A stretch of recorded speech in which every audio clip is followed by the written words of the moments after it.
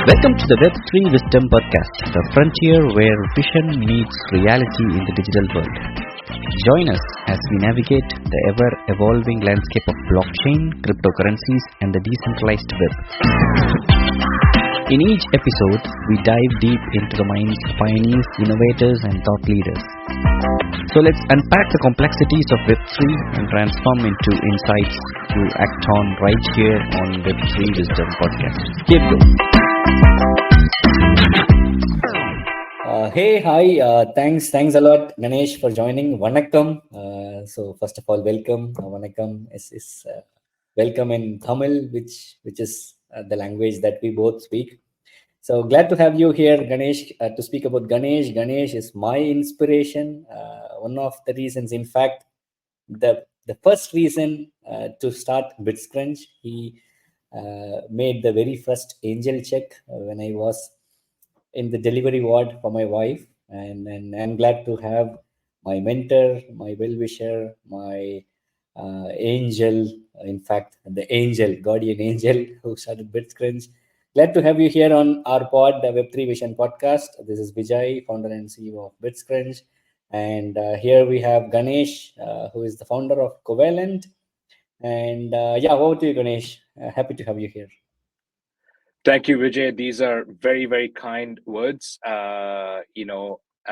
Really appreciate it and excited to see all the growth that has happened on the BitsCrunch side since 2020 when you first reached out to me. So I think this is a long journey, and I think the journey is just about to start. So very, very excited to be on this pod. Thank you.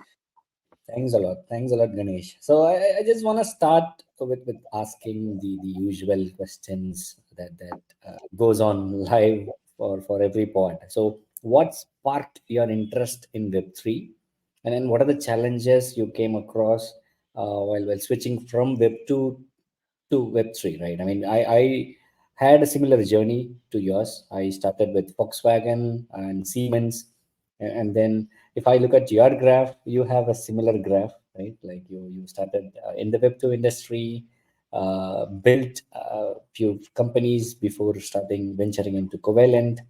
So walk us through your journey, Ganesh. Sure. So I started as a physical chemist doing cancer drug research. And so that's where I spent the first maybe half of my career. And that was a great ride, not related to IT or not related to tech or Web3 or none of this stuff. And then I pivoted out of that industry because the life cycle for someone in biotech is about 15 to 20 years before your product gets out to the market. And most of my friends in tech were starting companies and getting funded and going through some kind of like acquisition in 18 months or 2 years. And I was missing that fast pace. So I pivoted out and moved to the Web2 space. And that's when cloud data warehouses were becoming popular. So for about a decade before Covalent, I was doing data infrastructure for traditional Web2 companies. So mostly moving on-prem workloads onto the cloud. And this is the rise of databases like Snowflake, for example, and just using the cloud native architecture to scale.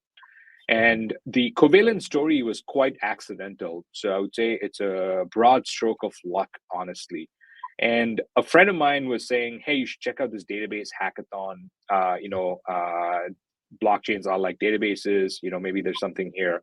And so I live in Vancouver. Vancouver rains a lot. And one Saturday, it was raining. I didn't know what to do. So I just went to this hackathon with a couple of friends and just simply built out this connector. All you can do is pull out blockchain transactions into Excel.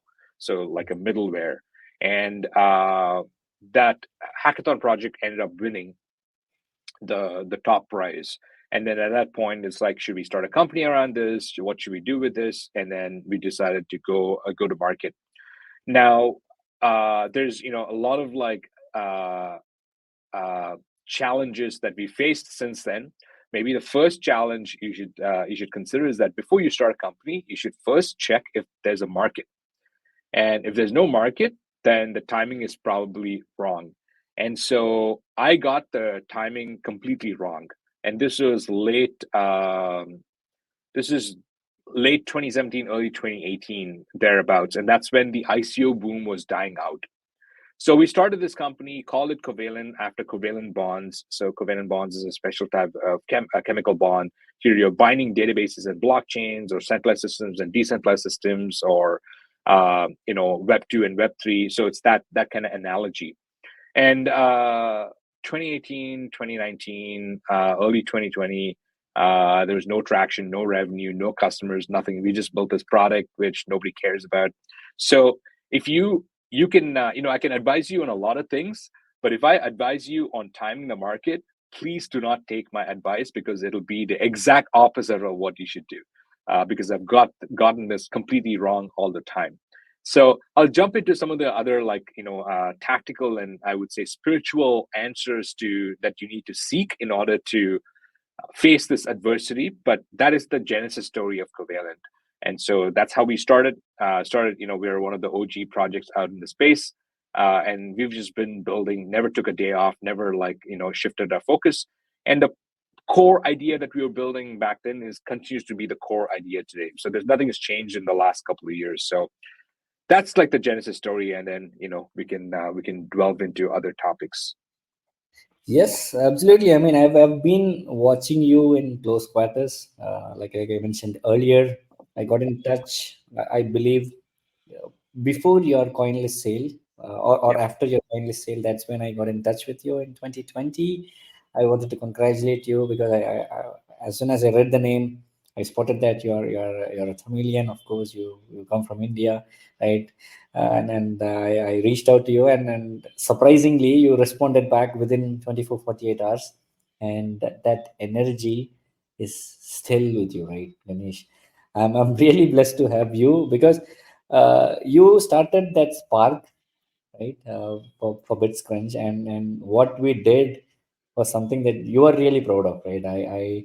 We did coinless sale after exactly 4 years. We did a sale on December 2024. So what more can a student, or can a mentee give it back to a mentor, right? So thanks for inspiring me and many other founders in the space. And like you said, you are one of the OG projects, one of the really good projects that we inspire from, and we look at while building.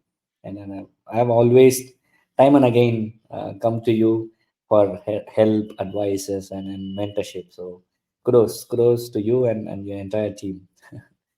So, moving on to the next question, for viewers who are listening, uh, could you please explain more about the vision that you have for Covalent, right? I mean, Covalent, you want to bring more transparency into the blockchain, right? Into the blockchain jungle, I would say. Could you please walk us through what you are building, and what is the biggest vision that you have in mind in store? So the best way to understand our futuristic vision is consider the world in a couple of years, let's say 10 years from now. And what we believe is there's going to be a multitude of blockchain networks out there: L1, L2, rollups, Validiums, all kinds of systems. So we believe in this future where everything is on chain. And this future with a multi-chain kind of system architecture is validated from the database world where I come from. So in the database world, there is over 500 databases, because needs are different. You have key value store databases, you have graph databases, you have time series databases, you have analytical databases, you have transaction databases. So the same way on blockchains, you're going to have different security requirements. Needs are diverse. You cannot have one size fits all. Now, the core problem is that your data and your assets are going to be fragmented across all of these disparate systems. So the Covalent vision is to build a unified data layer for all of these blockchains.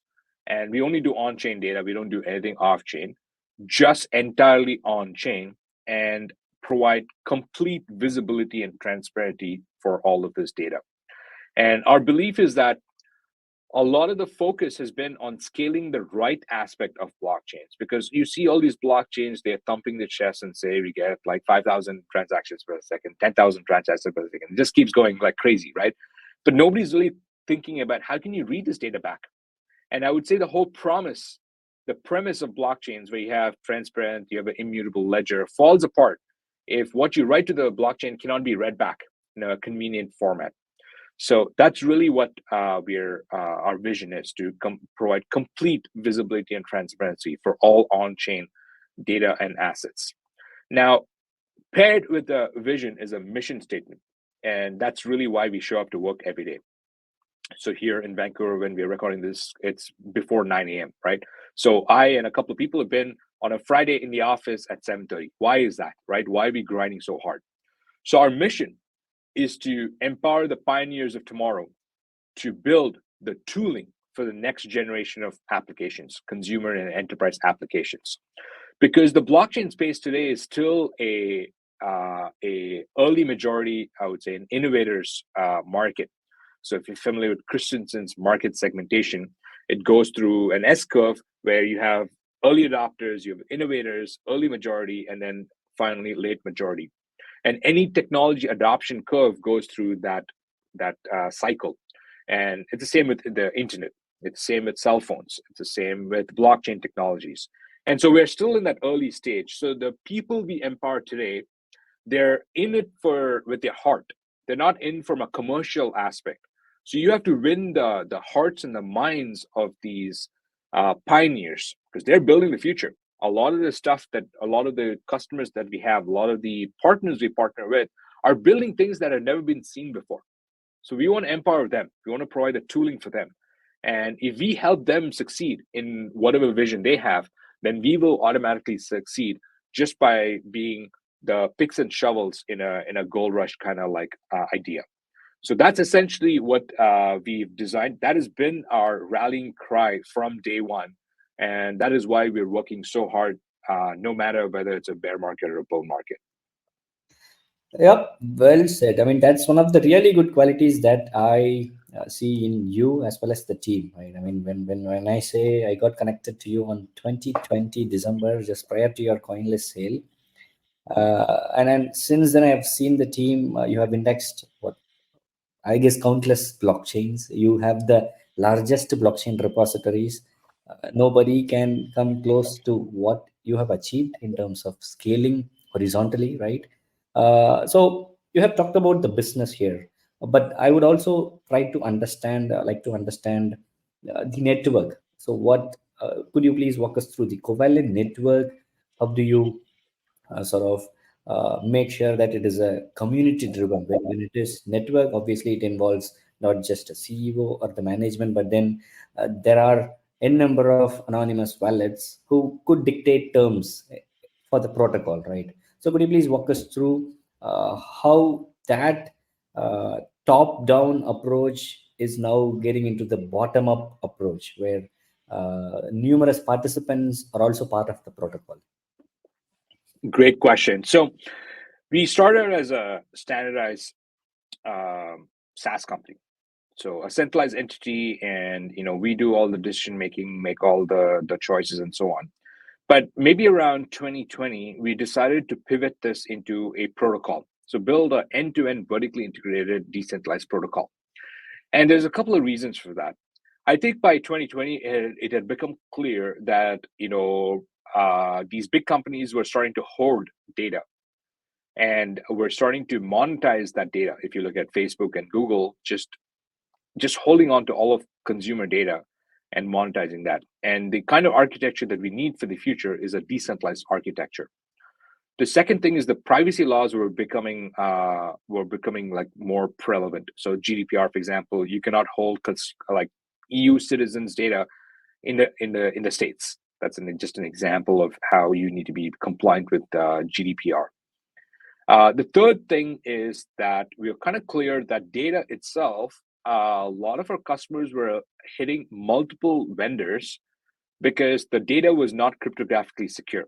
So you can't really rely on data corruption or data, it's not always malicious corruption. It could be accidental corruption as well. right? So you need the cryptographic guarantees behind that data. So all of these things were reasons for us to build a end-to-end decentralized protocol. So what Covalent Network does today is it's a set of about 30 operators who are running specialized aspects of the blockchain cleansing and extraction process.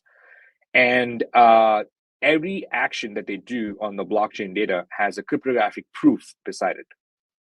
And so it basically has a ledger of data provenance. Like every transformation is backed by a proof, which means that if there's any corruption, you can trace it back into what the root cause is. And this kind of architecture, we envisioned this about 4.5 years ago, almost 5 years ago now, built it out, and the first version shipped about 2 years ago. So Covalent Network has been live producing proofs for the last 2.5 years. And there's about 30, 40 operators across the different roles, and they partake in this. So there's no real like company that runs this infrastructure.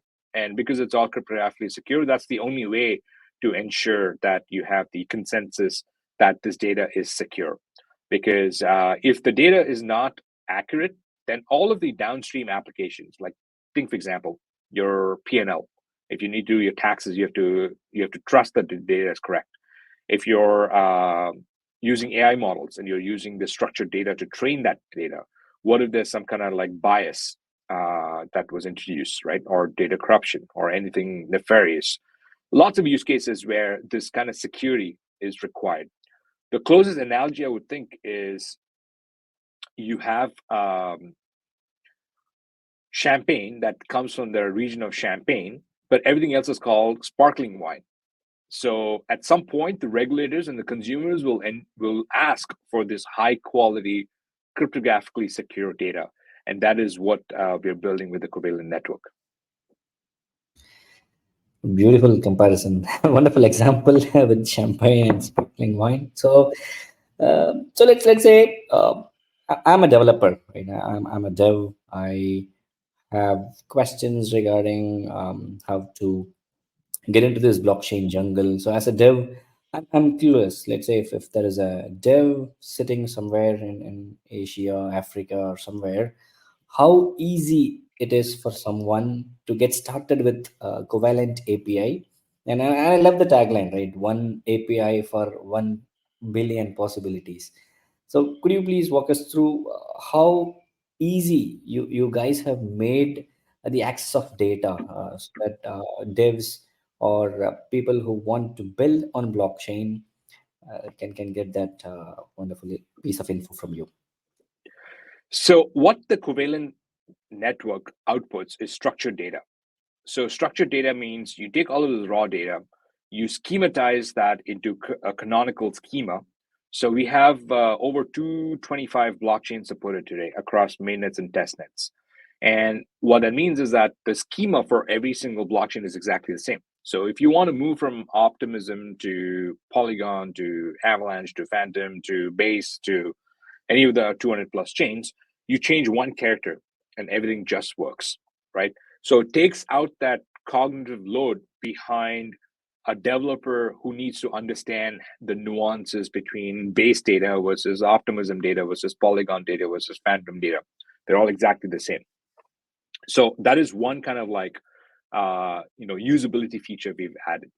The second thing is we've bundled these endpoints into the most common use cases. So anything around balances. So balances would include token transfers. It would include like wallet balances, historical wallet balances, spot prices, P&L, all of that stuff, portfolio viewers, so on. So that's an example of set of API endpoints that allows this. The second is like the NFT data. So this is, we've crawled all of the NFT assets, the NFT metadata, and we've schematized that, and that's just an example. Third would be like transactions. So we have the best transaction data on the planet, and this is why we have lots of enterprise customers. So here you can get the transaction for any wallet, for any of these blockchains from the Genesis block. So that's how powerful this is. And it's a very scalable kind of system So we have customers like taking in like hundreds of millions of transactions, and it just works. So those are the kinds of like the suite of products that we offer on the API side. But the key thing I want to highlight here is that the decentralized network builds something called the Covalent database. And the Covalent database enables a lot of use cases. You can slice and dice this Covalent database in any format. So the Covalent database, the unified API, is an example of a use case on the database where the APIs are just prepackaged queries on the database. We also have a second product called Increment, which is like a BI dashboarding product where you can type SQL and get charts. So that's an example of another use case. We have a new Block Explorer product called Gold Rush, which is more of a retail focus, but it's just a different view on the same Covalent database. So that is fundamentally how all of this sits down. The Covalent network comes in with your structured, verifiable data, and the Covalent database is built. And from the Covalent database, you have all of these downstream products that have thousands of customers and tens of thousands of developers like just consuming all of that data. So you have talked about so how simplified the API is, right? I mean, you have talked about how somebody could just use SQL to grab the data, right? And you have mentioned about Gold Rush and all the other things here. And I would like to also know about the Ethereum Wayback Machine. So what exactly is that? Could you please walk us through? Because that caught my attention in recent times. Maybe I would love the listeners to also get to know about it. So one of the key things about blockchains, or maybe one of the biggest misconceptions of blockchains, is that blockchains are not databases. They're actually billboards. So what does that mean exactly? So what that means is that in a billboard, you post a piece of information, and then after the day is done or the week is done, you take it down. You just delete it, and then you post the next thing. So in blockchains, what's happening now, this wasn't the case previously, but definitely in the last 2 years, you post your data and then you wait for challenges, fraud proofs to show that there's some kind of like corruption in the data. And once that challenge window is done, you eject that data. You don't care about it anymore. So that helps blockchains become more scalable. So if you see what is happening with, let's say, the Deccan upgrade on Ethereum, the blobs basically split the gas fee market. So you have general call data, which is on-chain data availability, and then you have blobs, and then you can also put your transactions on a DLA like Celestia or EigenDA or Avail. But all of those systems, they delete the data after a couple of weeks. So with the blobs, for example, it's 4,000 epochs, so about 18 days, and then the blobs are deleted. If you look at a DA layer like Celestia, it's about 2 weeks. If you look at EigenDA, it's the same thing because you can't provide that security. The security of the DA layer needs to be the security of the L1, and you cannot offer that security forever. So you only offer that security for the challenge window, and post the challenge window, it's just gone. So that is essentially the key problem statement, that if you do not have a decentralized protocol or a method to access historical data, then you're going to have centralized, someone who's just going to dump it into a database on S3 or something. And suddenly Ethereum itself becomes centralized. Yeah, sure. You're able to write from a decentralized network, but reading becomes like challenging. And that goes back to the core problem that we're trying to solve, right? Like if it's centralized, then you can't trust it. So we're solving that problem. So here, this is where this new machinery is introduced by us called the Ethereum Wayback Machine. We wrote the white paper last fall, and the reception was crazy. There's like so much excitement around it. And so we just doubled down on that. So the Ethereum Wayback Machine, the testnet should be out in a couple of months, and it's this machinery that keeps all historical data, structured historical data, around for you to query and introspect. Oh, nice. That's really exciting. Looking forward to that, to get my hands on. And talking about the business, the protocol, and the initiatives, and then like I mentioned, you have inspired so many founders like myself, right? And then talk us through the the tough times while building Covalent network, right? I've personally seen challenging situations that you have been put across, right? I've seen you go through FTX fiasco, or be it the bridge hack. How, as a founder, you tackle these challenging situations, and you stand up taller, and even be the strongest from the shallows. Could you please walk us through those tough situations, Ganesh? Yeah, I mean, it's not. I think it's a muscle you can build for sure, right? I think being able to be resilient in the face of adversity, being able to be calm in a crisis moment, is definitely I would say a skill and a muscle you can build. And I think it comes down to the conviction you have in this space. And I would say you can see similar patterns with other kinds of professions as well, right? You can see a day trader versus an investor, right? A day trader, there's a like a 10% drop. This It's like hit the panic button, hit the sell button, right? Let's go. I want to get out. But an investor is like, yeah, it's day to day. It's like whatever. Let's focus on the mission. Let's focus on the long term. So I think you just have to hang out with people who are more long-term, mission-oriented people as opposed to the short-term, pump and dump or mercenary traders. And so any kind of like, I would say, shakeout is like a test of your faith, if you want to call it that. And so over the last couple of years, we've had some near death experiences. And I would say that has actually made us stronger. It has brought us closer to our supporters, our community. It's actually strengthened our resolve because you've gone through all of these pain points. And if you don't make something big out of it, then it's kind of like pointless, right? And I always think about this acquisition offer we got from Coinbase before the CoinList sale, and how I could have taken that, and I would have been like financially like pretty well off.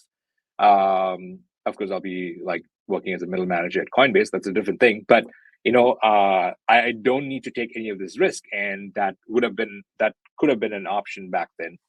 And so all of this has to be like worth it, which means you have to work harder and you have to double down, right? So yeah, a couple of things happened in the last couple of years, which is quite challenging. So maybe the biggest episode was the Nomad Bridge hack. So CKT, which is our token, was settling, the Covalent network was settling on Moonbeam, which is a Polkadot parachain. And to get it on Moonbeam, you had to use Nomad, which is a bridge, to get the synthetic exposure or the synthetic wrapped version on Moonbeam. And this bridge was brand new. We were the first big customer, but it was widely adopted by the Polkadot ecosystem. So Moonbeam, all of their stables were like bridged across using Nomad. And then there was a Nomad hack, which was about $200 million, and that included multiple assets, USDC, CKT, and so on. I think CKT was the second biggest asset after the stables, and 10% of our entire supply got stolen. So the way the bridge works is that you put the collateral on Ethereum side, and then you get this wrapped version on the Moonbeam side, and the collateral on the ETH side got stolen. So all the CKT on the Moonbeam side had no backing, and so this just devastated our community. And we did every step along the way. We did what was right for the community. The first thing we did is we did a buyback program or a refund program. So everyone who was impacted, everyone who lost their assets in the attack, we paid them out from the treasury. So the entire 10% came from the treasury, and I think that put us in a difficult spot, but it was the right thing to do. And given any other set of circumstances, I would have done the exact same kind of ideas. And you can see with our community back, they very much appreciated that. The second thing is like we have a strong fallback program with removing bridge dependency. So it's taken us about a year and a half or so to do that. But basically, we re-engineered the whole thing to ensure that there's no bridging required. So, we changed our architecture, our security architecture, to make it super clean. And that whole migration process happened at the end of April. So about 2 weeks ago, 2.5 weeks ago. And I'm very proud to say, as of yesterday, the traction on the Ethereum staking program is more than the traction on the Moonbeam, all-time high Moonbeam. So what that means is that the adoption, the UX issues, the security issues, all have been resolved on the Ethereum side. So that's another example of adversity, a very difficult situation where it was clear what the right decision was, but you had to have the courage to make that choice, even though it would hurt you in the short term. And then, the other situation was the FTX situation. So CKT was trading on FTX a couple of years ago. And when FTX filed for bankruptcy, that CKT pocket, it's about 2% of the supply, went through the FTX estate. And we got in touch with the estate and tried to buy back the CKT and so on. But ultimately, they chose to sell the entire basket of assets, about 150 different tokens, about $300 million, to a single buyer. And that buyer didn't care about any of the other assets and just started dumping on the market. So it dramatically impacted the price of CKT. And, we had built this community back from the ground up after the Nomad Bridge hack. And then these guys were going in and destroying everything they had built. And so I had just come back from Dubai after a month-long trip to Hong Kong and Shanghai and Hangzhou and Dubai with the floods and all that. It was like quite taxing. I'd come back, and then I believe you were also not able to make it to Dubai because of the flooding and so on. Anyway, so I come back, and Dubai to Seattle is a pretty long flight. I think it's a 16-hour flight. So I was out of it. I'd come back on a Sunday, and Monday morning, I'm like, oh man, the price is like getting crushed. The sentiment is very poor. So I had to take immediate action, and then we figured out who it was a joint venture. You don't really know who it is. Anyways, did our due diligence, walk through the things, and then wrap that whole thing up by Tuesday. So within 48 hours, we bought back that entire thing there. So I think, now it's like you should expect that they're bad actors. You should expect that they're sharks in the water. You should expect that you're going into a very P2P environment, and you have people who are trading against you, who are betting on your failure. And so you should use all of that to fuel your, I would say, conviction or your gumption about, the direction you're going. And you have to make sure that, as a leader, that you are able to show the courage and the strength so that your team is not led astray as well, because there are lots of other opportunities out there. So you have to, time is not fungible. So the next, I would say, like 12 months to 15 months, the investments that you make on the product, on the go-to-market, you cannot do this like 6 months from now, right? Because time is not fungible. So you have to be very, very precise in your focus and your capital allocation and your resource allocation.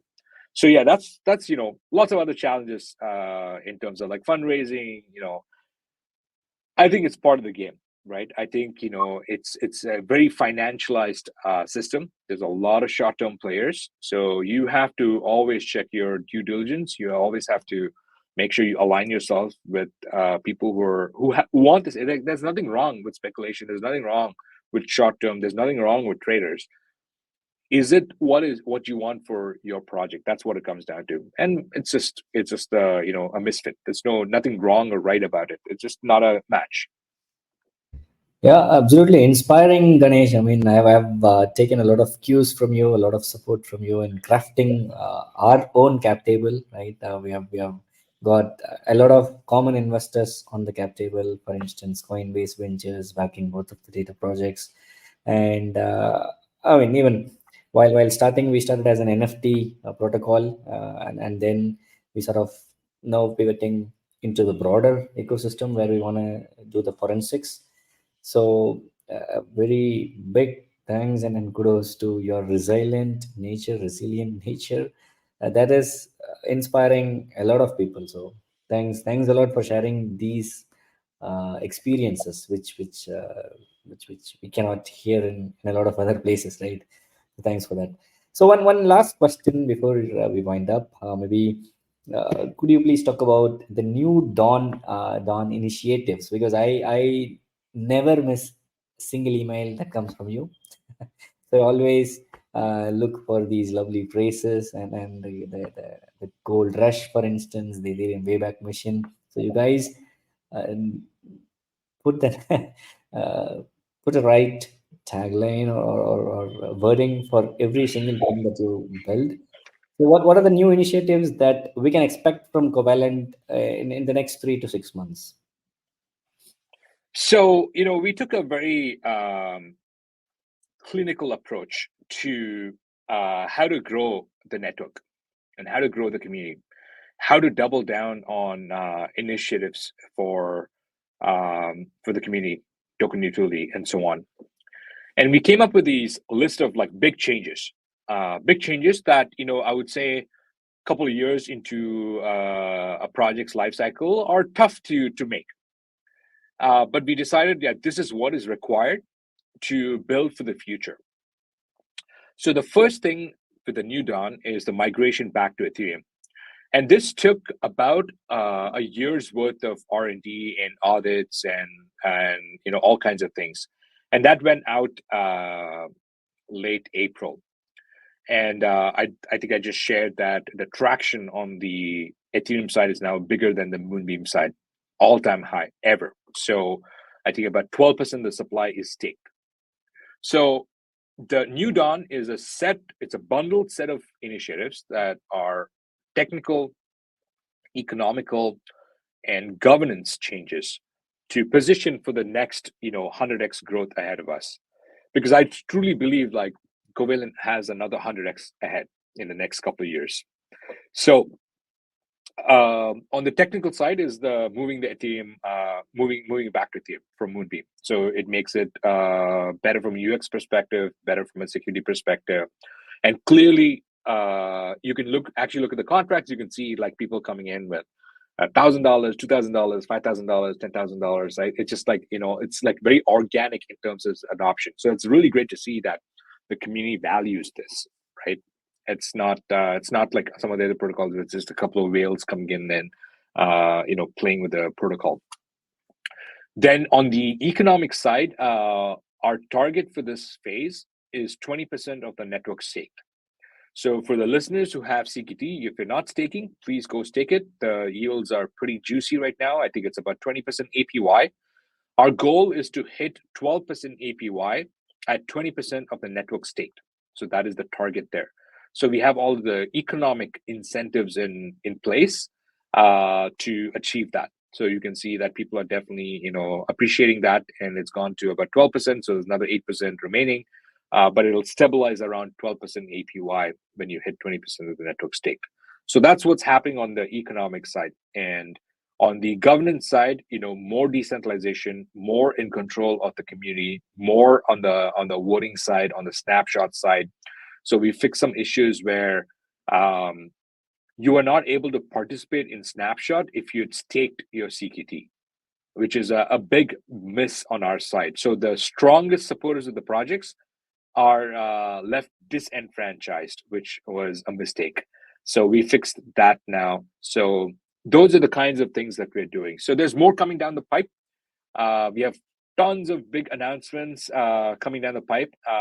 We have this new light client architecture. We're calling them Olympic light clients. So right now, to run a Covalent as an operator, you need dedicated hardware, dedicated like DevOps people. It's quite expensive. You need to also get, I believe, 175,000 CKT. It's about 50 grand. So it's very expensive. It's a big ask. So we are coming up with this architecture where you can run a Covalent, basically a validator on your phone or on your laptop. And the buy-in is like $100 or $200, right? So super straightforward. So we're trying to gamify this whole thing, and there'll be a big announcement around that. I would say later this summer, and then just more and more like token utility, like DeFi strategies, listings, all the same kind of like stories, but we've like really focused on just growth as opposed to building the product, which is what we were building for the last couple of years, right? Just focus on the technology. Now it's time to go out to market and spread the word.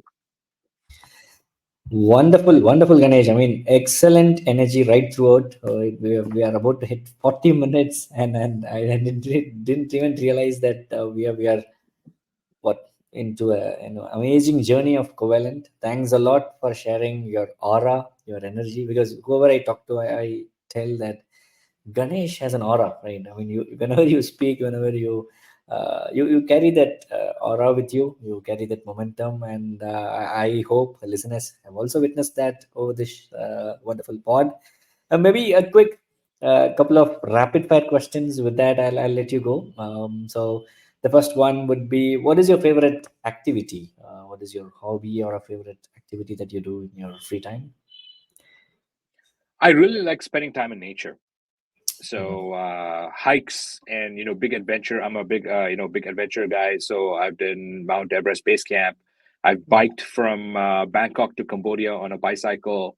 I've Ooh, done Machu Picchu. So I'm a big nature guy, and that's my best way to unwind, totally disconnect from all technology, all like civilization, and just like focus on that. So that's my favorite activity. nice, nice. And then talking about your favorite city, what would that be? And no cities from Canada, please. Yeah, I would say, I love multicultural, dynamic cities, 100%. I would say some of my favorite cities are New York, Hong Kong, and Chennai. So these are my top three cities. If I were ever have an opportunity to settle down outside of Vancouver, which is where home is, it would be these one of these three cities. Coincidentally, I am sitting in Adayar, Chennai right now. Nice, And yeah, amazing.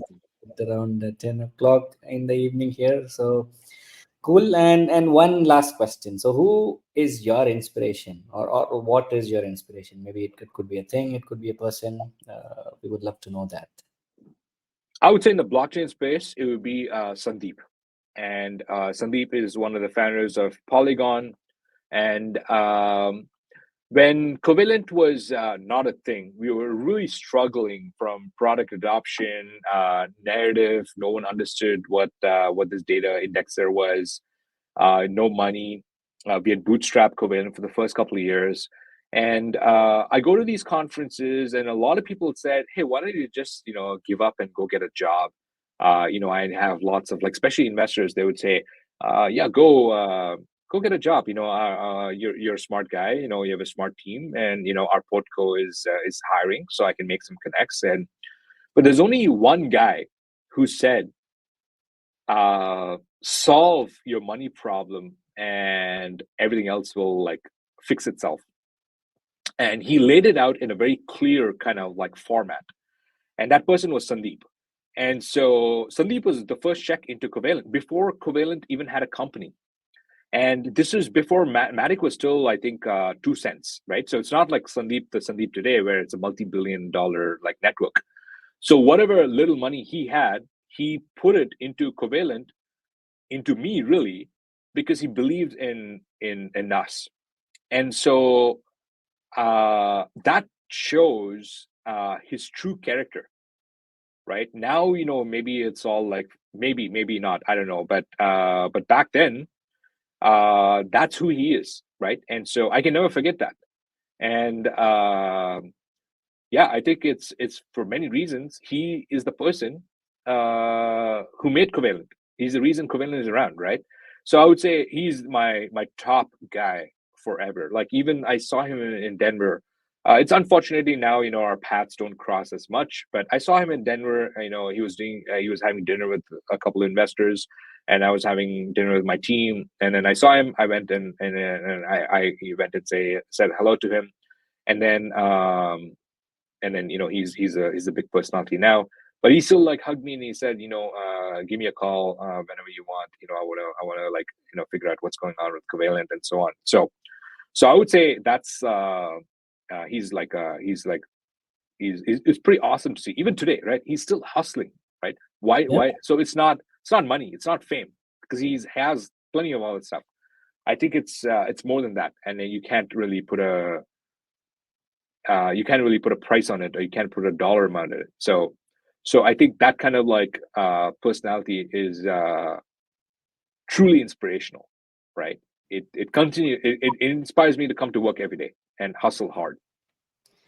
Awesome. Yeah. I mean, thanks for this story as well. I mean, Sandeep, I guess every two-third of Indians in crypto, they're very well aware of Sandeep, and not just India, but he's a global figure, and people would be amazed to hear such a backstory that links with Covalent. So thanks a lot. Thanks again for taking your time to be on this wonderful pod, and you can expect wonderful clippings from the team, and yeah, any last thoughts for the community, for builders building in the space? Do you want to share something? Work on something you believe in. And so I would say, if I think failure is part of the course, right? Hey, you're trying something new, you're taking risks. Failure will happen once in a while, but fail on your own terms, which is work on a idea in an Mhm. industry with a Mhm. set of people you want to work with. And if you fail, I think it's okay. But if you work on something you don't like, you don't believe in, you're doing it for, I don't know what it is, for fame, for money, whatever it is, and you fail, I don't think you can live with yourself. So I would say that's, yeah, fail on your own terms. Well, Excellent. ideally you fail. Ideally, you thrive and you succeed. And I wish that to everyone because I believe in like the unbounded upside. But yeah, no, do it in your own terms. It's lovely, Ganesh. It was a pleasure having you on the pod, and thanks again for supporting BitsCrunch. And as you rightly mentioned, the community can expect a lot more things, even 100x growth in terms of potential. That I strongly believe. I always root for you and Covalent Network. So yeah, you can expect a lot more crunches to also join the Covalent army soon. Thanks a Amazing. lot. All right, Vijay, wish you all the best for BitCrunch and super, super, super happy to see all the growth over the last couple of years. So I wish you the very best and the BitCrunch community. Thanks a lot. Thanks a lot. Take care. Bye. Take care. Bye.